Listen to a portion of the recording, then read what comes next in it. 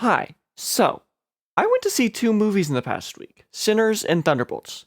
Which was better? Sinners, obviously. But Thunderbolts surprised me a lot more.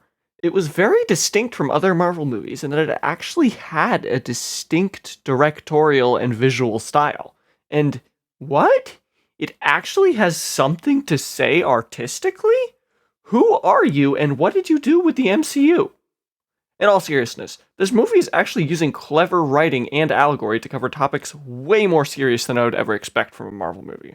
The only other film that comes close to this level of depth is Guardians 3, and I feel like that one was a lot more flawed in execution. If this movie was just the final act, I would absolutely love it.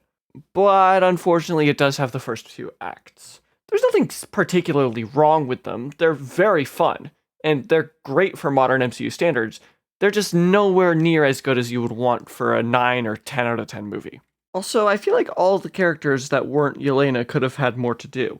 Don't get me wrong, I love her, but I feel like with a team-up movie like this, you should really have a team for a reason, because I feel like she could have done basically this whole movie on her own. Also, what was with Taskmaster dying at the beginning and then it never being addressed again? That was kind of silly. Even the third act itself isn't perfect. It has a few plot holes, a goofy villain, and the second they leave the shame rooms or whatever, you're immediately reminded that this is still an MCU movie.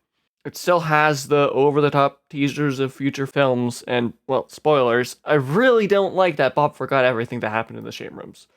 I know it makes sense with his lore, but to me it feels like it instantly devalued every lesson he learned there. That being said, this third act's unexpectedly well done emotional beats and actually resonant themes are what make it pretty much my favorite third act of any Marvel movie. Another great thing about this movie is that in both score and cinematography, it felt much more like it was artists behind it rather than corporations. Which is something I really hope we see more of in future MCU films. Not that we're gonna, but if you were disappointed by Captain America 4, don't sleep on this. It's actually very unrelated, and it's up there as one of my favorite modern MCU films. Very solid 8 out of 10.